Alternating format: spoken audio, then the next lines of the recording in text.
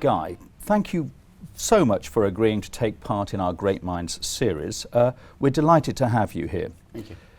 Can we please start by providing our students and viewers with an overview of Terra Firma and the private equity market? Yeah, private equity in its simplest form just means investing equity in businesses which aren't publicly listed.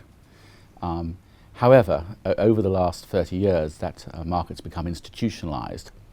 And what it normally today means is providing money to an asset manager who specializes in investing in leverage buyouts, normally for companies which aren't public, but sometimes for public to privates. So it's really providing equity to buy businesses. Terra Firma is a private equity manager. As of today, we have about $6 billion of equity under management. We have it in a mixture of asset classes, both infrastructure, actual what we call transformational equity, and real estate. We operate on behalf of 190 different investors globally, and the investments we make by ourselves without doing them in conjunction with other private equity firms, and we only do control investments. So our basic operation is to buy a business with the intention of investing capital into it and transforming it into a more successful business, which we can then sell normally back into the private markets, but occasionally onto a public listing in somewhere between, say, 5 and 10 years. That's very interesting. You talked about transformational investment. What do you specifically mean by that? Yes, I mean, private equity, when it started, tended to be very much about transformational. Mm-hmm. So what people did was they bought businesses which they felt they could do something different with them. Over the last 20, 30 years, as the markets got bigger, it's become more of an ability to buy a business with good management teams and then provide leverage, so a certain amount of financial engineering, to in some stage, supercharge the returns that one would have got without that leverage. We've never really done that. Our objective has always been to buy the more traditional type of private equity deal, so to go for businesses where we believe we can make a difference and change them. And one of the biggest indications of that is of the 33 businesses we've bought, we've changed the management teams 29 times. So you are really very much hands-on. It's not so much just putting the finance in there, but also putting a whole team in there to try and maybe turn the business around or to reach its potential. That's absolutely true. Sometimes we'll put people in directly from the firm itself, from Terra Firma, and then sometimes we'll go out and assemble a management team and put that management team into the business. Okay, so looking at the private equity market as it is now, what are the global challenges today to maybe you or any private equity organisation? Yeah, I think it's very similar to, well, you could say any financial services business, and certainly any asset management business. It started off very small. It started off very, very entrepreneurial. The first few deals were really very much done as friends and family. So an individual would probably take $500,000 of his own money, get friends and family together to get, say, $5 million, then go and find an endowment, get another $5 million, and then borrow maybe $20 million from a bank and buy a $30 million company. Today it's completely different. And as it's grown in size, the competitiveness has increased, the margins have reduced, and the likelihood of just following the market, producing beta rather than producing alpha, has increased. So the biggest challenge to the private equity market is its own success. And when one looks at the last 5, 6 years, if you had simply put together a portfolio of stocks and leveraged them to the same extent that the private equity market leverages, you'd have actually got the similar performance, maybe slightly better, maybe slightly worse than the private equity market, but you'd have paid much, much lower fees. So the problem that private equity has is its success, and having been so successful, it's now very competitive. And is it worth investors paying what are really quite high fees for what could just be beta performance? Well, that's very interesting. If we were to look at it another way, how do you stack up against, say, listed companies, given that they have relatively onerous corporate governance obligations? Is there a benefit there of what's happened with more relatively recent corporate governance developments? I think you can make, for the smaller companies, you can still make an enormous difference compared with a listed company. However, most listed companies are quite big. And the reality is that when you look at a large listed company, you have a few people who are going through a lot of effort in the corporate governance area. But you also have the advantages of lower cost of finance compared with a private company. So when you take those two and measure them off against each other, the actual returns are not that dissimilar. So if we take, for example, a company like Deutsche Annington, which we floated a couple of years ago, when we started in 2000, the ability for us to be able to totally transform the business and make some major, major changes in how it was run without being in a public company were wonderful. However, when we reached 2014, when we exited, the advantage of being able to access the debt markets as a public company more than made up for the disadvantage of having to apply public corporate governance. So I think it's very much a question of horses for courses. Now, in an ideal world, people would value private companies the same way as they value public companies. But they don't, because the assumption is that a private company can do more different things and therefore has greater volatility. And it's absolutely true. If we own a company 100% and it's not public, we can change the strategy, the management team on a sixpence. Now, making those sort of changes makes investors uncomfortable.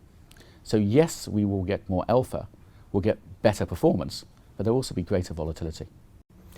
Well, that's very interesting. You've mentioned alpha a couple of times. I think a lot of our audience already knows what it is, but if you would just like to expand on that idea.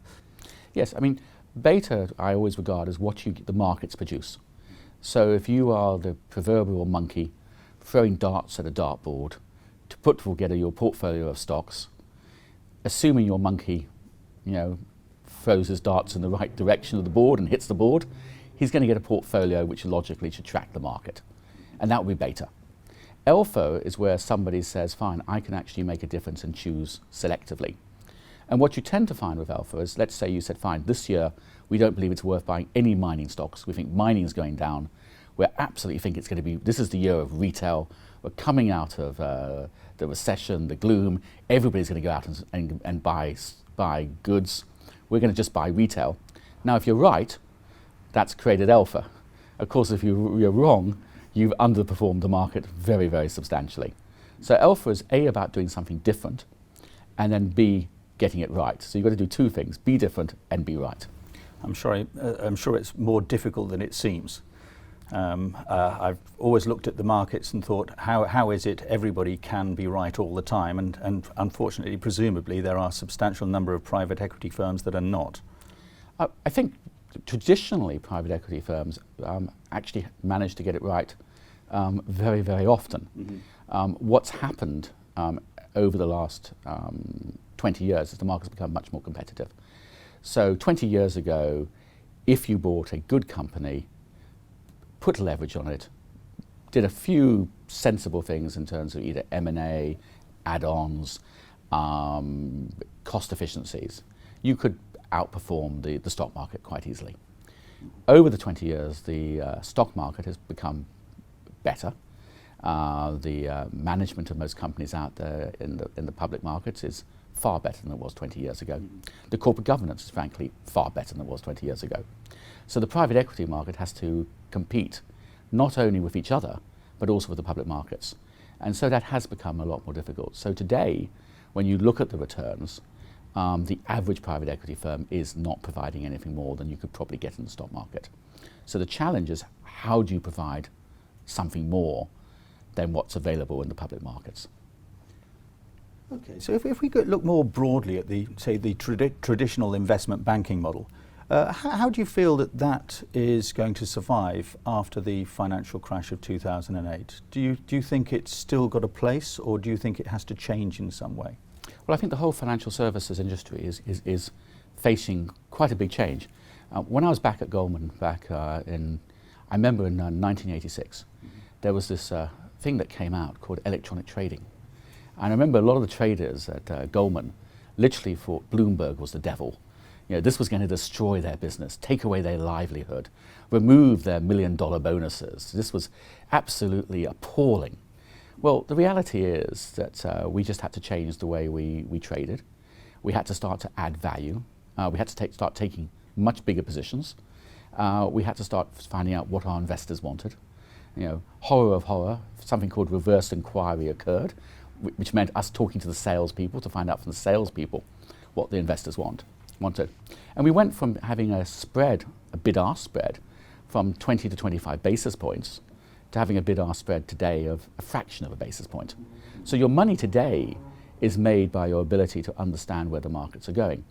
Now, in the same way, the investment banking market is going to change. And I don't think it's the crash of 2008 that's going to change it. I think it's technology that's going to change it. The reality is, you know, why does one actually need an investment bank to run the process for selling a company today? One could easily employ an accountancy firm or a law firm, which would be much cheaper, and put all the information electronically on billboards with sign-in basis. You could frankly put a company on Dropbox. Now, that is a much cheaper process. So what investment banking has to do is say, how do we continue to add value? Now, I believe that creative people and intelligent people, and my experience of the financial markets is there's some very, very creative people there, sometimes maybe too creative, but they will find ways to move the business forward. But you constantly have to face up to the fact that because you're successful today doesn't mean you're successful tomorrow. In fact, it probably means if you stay where you are, you won't be successful tomorrow because everybody else will copy you.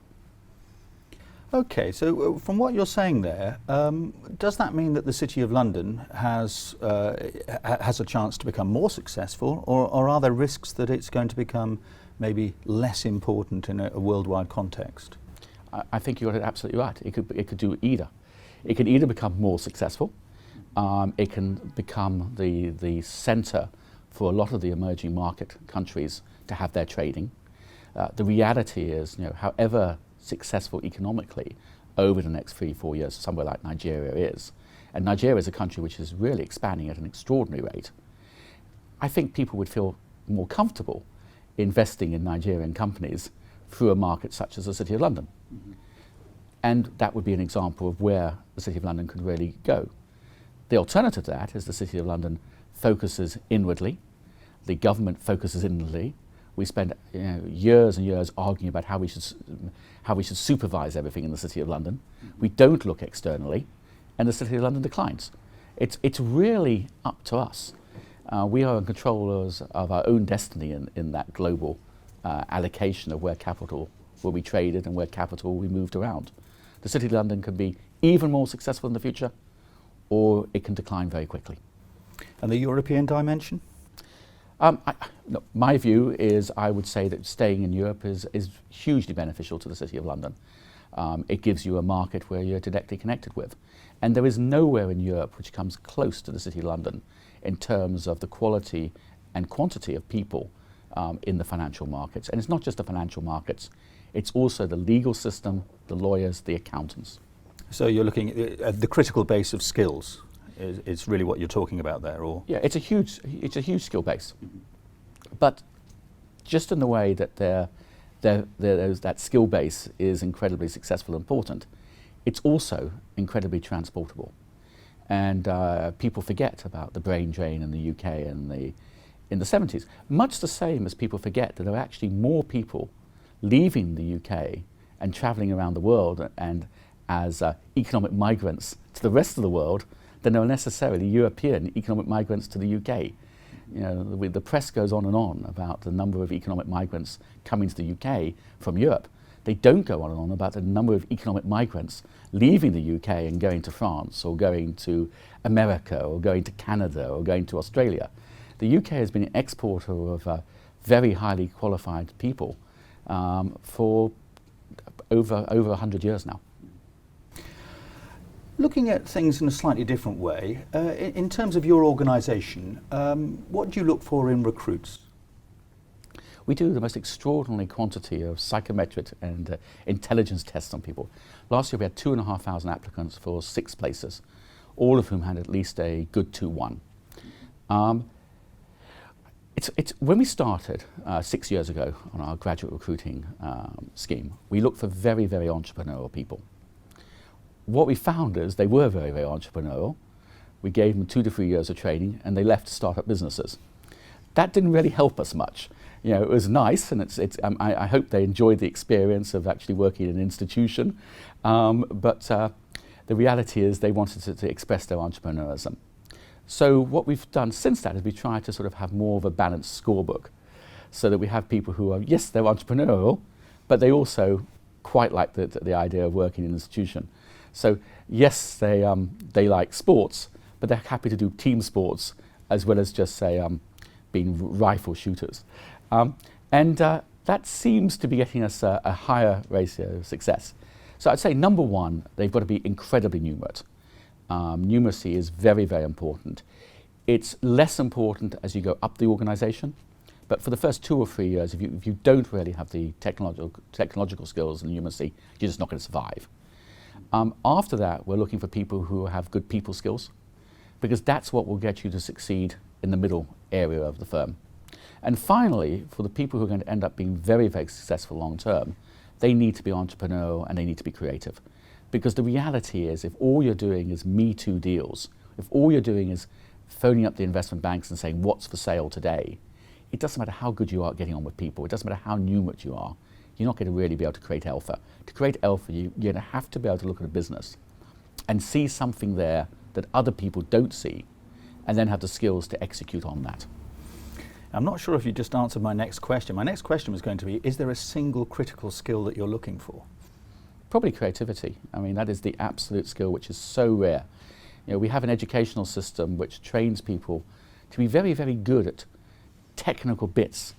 But by the time someone's had 18 years of being rewarded for being able to get things technically right, the chance of them being creative is much, much lower. And it's interesting, I've worked a lot with the Japanese, and you find their technical skills are extraordinary, but there was a vast lack of creativity amongst majority of Japanese business people. And it's because their technical skills are so good. They've been rewarded for having incredibly good technical skills. And the more you reward somebody for something, the more likely they are to be like that. So I suppose in some ways I'm looking for the people who were successful at school but rebelled just a little bit. Okay, so not the technocrat. They've got to be brave, essentially. They've got to be willing to do something different. That's what you're looking for. Yes, I mean, there was one person we hired who did extraordinarily well. He's moved on to a much smaller firm where he can probably be a bit more entrepreneurial. But he'd basically decided that he'd got enough A-levels, got enough GCSEs, he was good enough at everything else. So he decided to go up to Cambridge and do Mandarin because he hadn't done a language before. Now, that was a very brave thing to do. Now, he did get a first in it, but you know, that fact that he'd actually done something different rather than just following through on the subjects he'd done before is what interested me to him. And he actually, you know, was very good, and I think he will go on to be very, very successful. It certainly sounds a very challenging degree to me.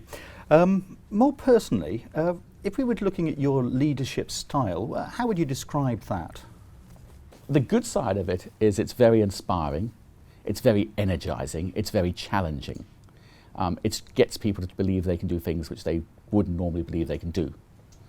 The bad side of it, it's totally exhausting, completely unpredictable, and quite emotional. So it works well in a small group of highly motivated, very bright people in a small team. But you try and put it into a group of several thousand, and it causes chaos because people just sort of look at it. So I would say I'm a leader of men and women, but I'm not an operator. So I'm the last person to run a large organization. It just isn't my skill set. So essentially what you're saying, if I'm paraphrasing, is that you lead people forward, but you expect other people to manage them. Does that make sense? Or I think that's a good way of doing it. Yeah, I mean, I think that's absolutely right. Well, thank you very much. It's been invaluable what you've been telling us here. I've found very, very interesting observations and candid insight into the sort of things that you obviously have dealt with for many years and still get very excited and passionate about. And I think we'd all like to thank you very much for your time here today. Thank you very much indeed.